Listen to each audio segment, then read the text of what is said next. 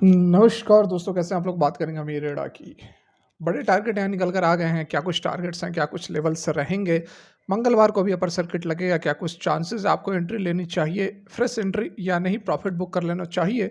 सारा कुछ समझेंगे, जानेंगे इस एक वीडियो में with fact and proof. Request एक ही रहेगी, वीडियो अच्छी लगे लाइक करके मोटिवेट जरूर करेंगे। चैनल को सब्सक्राइब कर लीजिए जबरदस्त जेन्युइन कंटेंट के लिए। तो यहाँ पर इरेडा की यदि हम बात करें तो मार्केट ओपन होते ही बहुत ज़्यादा यहाँ पर ट्रेडिंग नहीं हुई। जो फ्राइडे सॉरी सैटरडे को जो मार्केट ओपन हुई थी, बहुत ही जल्द यहाँ पर अपर सर्किट लग गई। और अब मंडे को तो मार्केट क्लोज है, ट्यूसडे को ओपन होगा, तो बहुत ही ज़्यादा चांसेस है यहाँ पर कि जो है इरेडा के अंदर ट्यूसडे को भी अपर सर्किट लगेगी। कारण क्या है? कारण जो क्वार्टर थ्री के इसके नतीजे आए हैं, ऑलरेडी आप सभी जान रहे हैं, बहुत ही ज़बरदस्त धमाका है। तो उसका जो इम्पैक्ट है, उसका जो असर है, वह हमें इरेडा के अंदर देखने को ज़रूर मिलेगा। हालांकि हायर वैल्यूएशन पर ज़रूर ट्रेड कर रहे हैं, हायर वैल्यूएशन पर हैं ये स्टॉक्स, लेकिन फिर भी जो खबरें इतनी ज़बरदस्त है, इतना मोमेंटम इतना ज़बरदस्त बना हुआ है कि वैल्यूएशन के बावजूद भी इसमें अपर सर्किट लगने के काफ़ी ज़्यादा चांसेस नज़र आ रहे हैं मंगलवार को। और 1 फरवरी को जो बजट पेश होने वाला है, तो उसमें भी बहुत ही बड़ी उम्मीदें हैं इरेडा को भी। रेलवे स्टॉक्स को तो हैं ही, लेकिन उसके साथ में इरेडा को भी है, क्योंकि इरेडा जो है वह फाइनेंस करने का काम करती है रिन्यूएबल एनर्जी प्रोजेक्ट्स को। तो डेफिनेटली 2030 तक का जो टारगेट है, जैसा कि एक वीडियो हमने डाला था जिसमें कि आपको बताया था कि लगभग यहाँ पर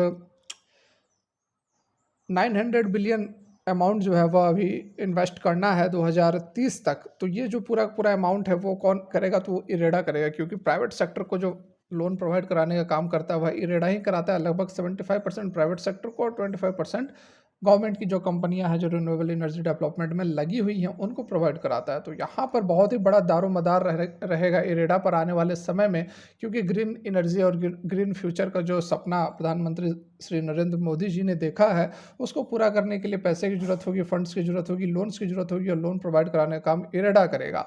तो डेफिनेटली यहाँ पर लॉन्ग टर्म में स्टॉक आपको मल्टीबैगर बना सकता है। बहुत ही अच्छे चांसेस बन रहे हैं इरेडा के। उसके साथ में अभी मंगलवार को भी काफ़ी अच्छे चांसेस नज़र आ रहे हैं कि स्टॉक में एक ज़बरदस्त तेज़ी हमें देखने को मिल सकती है। खबरें क्या है, टारगेट क्या है, अभी हम जानेंगे, लेकिन उससे पहले हम बात कर लें कि यदि आप इसमें फ्रेश एंट्री लेना चाहते हैं तो क्या किया जाए। देखिए, एंट्री आप ले सकते हैं, फ्रेश एंट्री इसमें इनिशिएट कर सकते हैं, लेकिन आपको वॉच करना पड़ेगा किस तरह से मोमेंटम दिख रहा है, किस तरह से प्राइस एक्शन बन रहा है।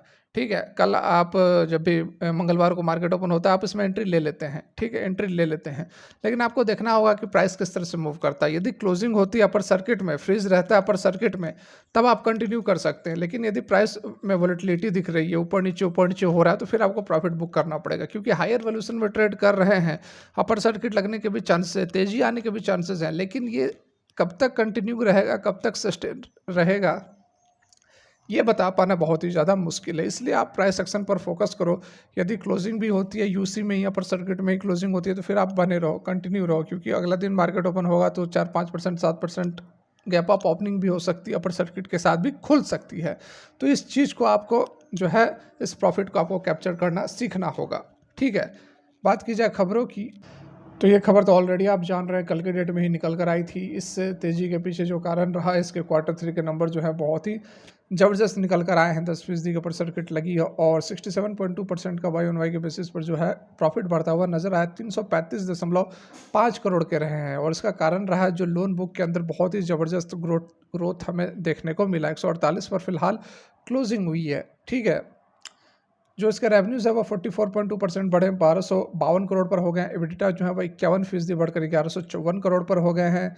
कंपनी का जो लोन ग्रोथ है वह 33.5% बढ़कर 50,569 करोड़ हो गया है। और एनपीए जो है वह, नेट एनपीए जो है वह 2.03% से घटकर 1.52% पर हो गया। वहीं ग्रॉस एनपीए की बात की जाए तो 4.24 से 2.9% पर हो गया है। तो यहाँ पर देख सकते हैं कि सारा कुछ जो है बहुत ही ज़बरदस्त तरीके से हमें दिख रहा है। सारा फैक्टर, आप रेवेन्यू की बात कर लो, आप लोन ग्रोथ की बात कर लो, आप एनपीए की बात कर लो, आप प्रॉफिट की बात कर लो, तो बहुत ही अच्छा यहाँ पर रिजल्ट निकल कर आए हैं। और उससे भी बड़ी खबर यहाँ जो आपके स्क्रीन पर है, नुवामा ने बताया है कि इरेडा जो है बहुत ही टॉप कंटेंडर है। किसके लिए? तो एमएससीआई स्मॉल कैप इंडेक्स के लिए। ठीक है, और ये जो कट ऑफ पीरियड है वो 18 से 31 जनवरी का है, और जो ऑफिशियल डिसीजन लिया जाएगा 13 फरवरी को, और चेंजेस जो है 29 फरवरी को किए जाएंगे। तो बहुत ही बड़ी यह भी एक खबर निकल कर आ रही है। एमएससीआई इंडेक्स में ऐड हो जाएगी तो पैसिव फ्लोज जो है, पैसिव फंड्स जो है वह इरेडा के अंदर आने लगेगी, तो उससे भी बहुत ही बड़ा हमें मूवमेंट देखने को मिलेगा इरेडा के अंदर। वहीं इसकी डिलीवरी परसेंटेज की बात की जाए एनएससी के ऊपर, तो यहाँ पर आप देख सकते हैं कि 6,44,65,781 क्वांटिटीज़ की ट्रेडिंग हुई, जिसमें से लगभग लगभग 2.5 करोड़ की डिलीवरी उठाई गई, यानी कि 38.63% की यहाँ पर डिलीवरी उठाई गई है, जो कि अच्छी बात है।